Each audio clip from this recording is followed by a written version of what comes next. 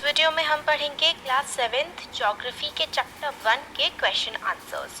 इसके जो है पूरा जो चैप्टर का एक्सप्लेनेशन है वो हम कंप्लीट कर चुके हैं, वो चैनल पे अवेलेबल है। तो देखिए पहला क्वेश्चन है व्हाट इज इकोसिस्टम। तो इसका आंसर है all plants, animals and human beings depend on their immediate surroundings. जितने भी प्लांट्स होते हैं, जितने भी पेड़ पौधे होते हैं, जानवर होते हैं और हम ह्यूमन बींग्स भी डिपेंड करते हैं, निर्भर करते हैं हमारे आसपास की जो चीज़ें होती हैं ना, हमारी सराउंडिंग होती हैं, उन पर हम डिपेंड करते हैं। They are also interdependent on each other. और हम ह्यूमन बींग्स एक दूसरे पर भी इंटरडिपेंडेंट होते हैं। इंटरडिपेंडेंट का मतलब एक ह्यूमन बींग दूसरे ह्यूमन बींग पर भी डिपेंड करता है। This relation between the living organisms as well as the relation between the organism and their surroundings form an ecosystem. तो यही जो रिलेशन होता है दो लिविंग ऑर्गेनिजम्स का या फिर अलग अलग लिविंग ऑर्गेनिजम्स का एक दूसरे के साथ, और हमारा रिलेशन बाकी ऑर्गेनिजम्स के साथ, जानवरों के साथ, पेड़ों के साथ, यही जो है वो इकोसिस्टम को फॉर्म करता है। तो interdependent relationship between human beings and their surroundings is called ecosystem. तो वो हमारा इकोसिस्टम होता है, जो हमारा रिलेशन होता है हमारी सराउंडिंग के साथ। नेक्स्ट क्वेश्चन है what do you mean by natural environment. Natural environment से आप क्या समझते हो?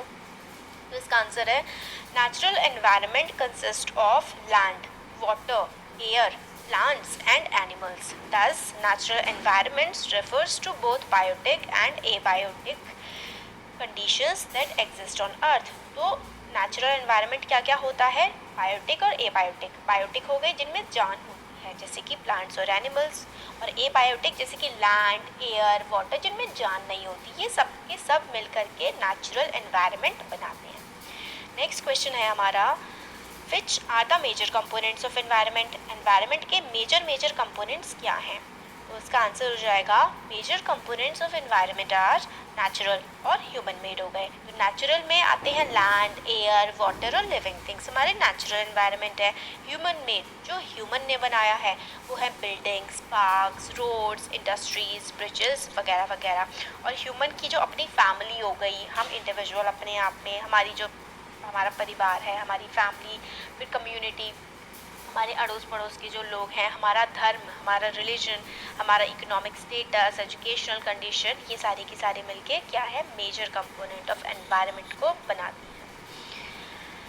क्वेश्चन नंबर 4 है give 4 example of human made environment. जो ह्यूमन ने एनवायरनमेंट बनाया है उसके एग्जाम्पल देने हैं। तो ह्यूमन मेड एनवायरनमेंट के एग्जाम्पल क्या क्या हो गए? बिल्डिंग, पार्क, ब्रिजेस और रोड्स हो गए।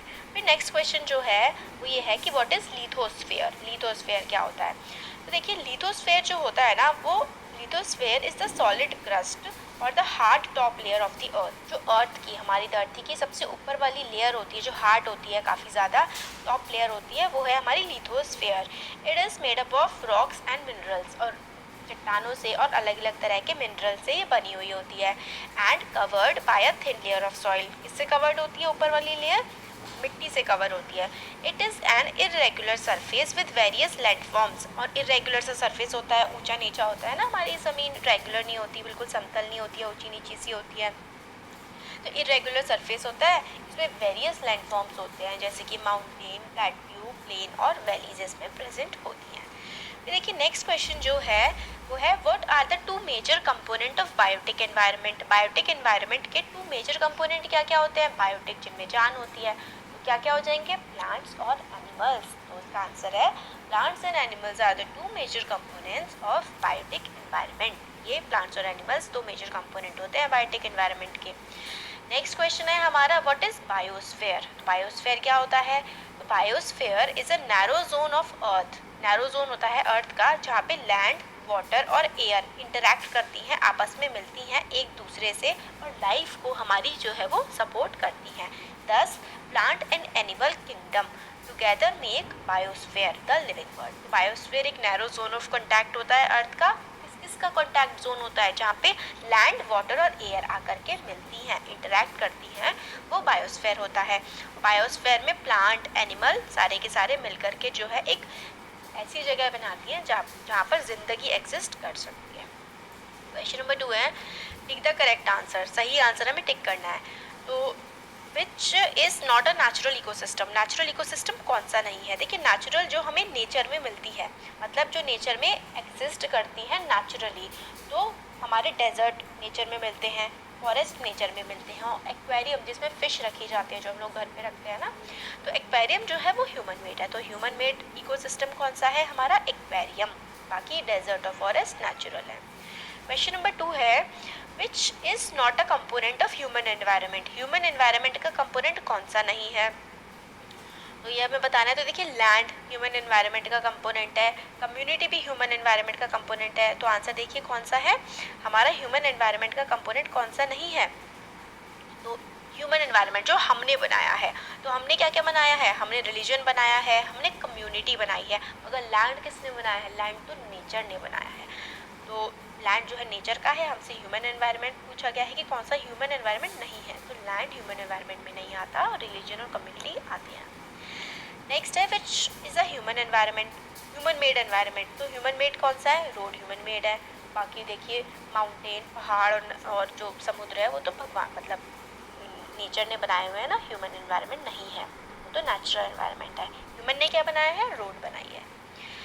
क्वेश्चन नंबर 4 है which is a threat to environment. Environment को नुकसान देने वाली क्या चीज़ है जो काफ़ी ज़्यादा प्रॉब्लम क्रिएट कर सकती है? वो है ग्रोइंग पॉपुलेशन। हमारी जो जनसंख्या बढ़ रही है ना, ग्रोइंग पॉपुलेशन, ये काफ़ी ज़्यादा थ्रेट दे सकती है, एनवायरनमेंट को काफ़ी नुकसान पहुंचाती है, कि हम रिसोर्सेज पे फिर ज़्यादा रिसोर्सेज रहेंगे तो हम ज़्यादा नेचर को डिस्ट्रॉय करते हैं, इसलिए थ्रेट है बढ़ती हुई जनसंख्या। हमें मैच करना है। देखिए इसमें तो बायोस्फीयर क्या होता है? बायोस्फीयर, एटमॉस्फेयर क्या होता है? वाटर, फिर हाइड्रोस्फीयर क्या होता है? फिर हमें ये बताना है। तो देखिए बायोस्फीयर क्या है? बायोस्फीयर होता है हमारी जो सराउंडिंग है, हमारे आसपास का जो एरिया है वो बायोस्फीयर कहलाता है। तो ए का मिल जाएगा डी से। एटमॉस्फेयर क्या होता है? Blanket of air. देखिए blanket of air around the earth होता है एटमॉस्फेयर, 2 ए से मिल जाएगा। हाइड्रोस्फीयर क्या होता है? डोमेन ऑफ वाटर, जहाँ पर वाटर एग्जिस्ट करता है ना, डोमेन ऑफ वाटर, वो हाइड्रोस्फीयर होता है। और हमारा फिर हमारा क्या बचा है?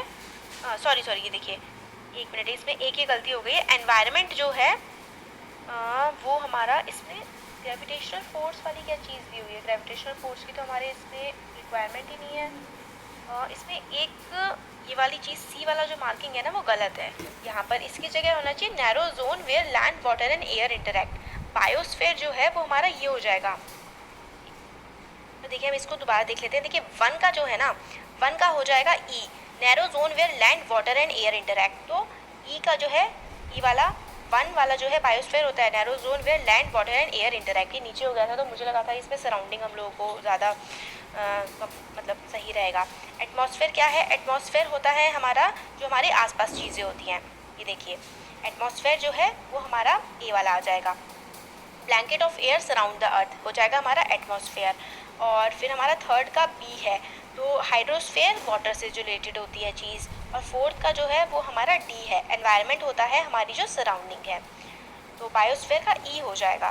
पहले वो नीचे हो रहा था, मुझे लगा था इसमें परफेक्ट ई बैठेगा। तो बायोस्फेयर होता है narrow zone where land water and air interact, ये वाला सही हो जाएगा। अब इसमें लास्ट है, हमें गिव रीज़न देना है। मैन मॉडिफाइज हिज एनवायरनमेंट, किस तरीके से मैन जो है अपने एनवायरनमेंट को मॉडिफाई करता है। तो देखिए man modifies his environment to fulfil his needs and make his life comfortable. He also modified his environment to adopt himself to the natural surrounding. तो एनवायरनमेंट को, हमारे आसपास की चीज़ों को मैन मॉडिफाई करता है, चेंज करता है, ताकि वो अपनी लाइफ को कंफर्टेबल बना सके। फिर ये पार्ट है plants and animals depend on each other. Plants और एनिमल्स जो हैं वो एक दूसरे पे डिपेंड करते हैं। तो क्यों गए किस तरीके से? तो plants and animals depends on each other for their own sake. Plants release oxygen that animals breathe and absorb carbon dioxide that animal release. तो कैसे एक दूसरे पे डिपेंड करते हैं? प्लांट जो है वो ऑक्सीजन रिलीज करते हैं जो ह्यूमन बींग्स यूज़ करते हैं, human beings carbon dioxide release करते हैं जो प्लांट्स यूज़ करते हैं। देखिए इसमें सॉरी थोड़ी सी मिस्टेक हो गई थी।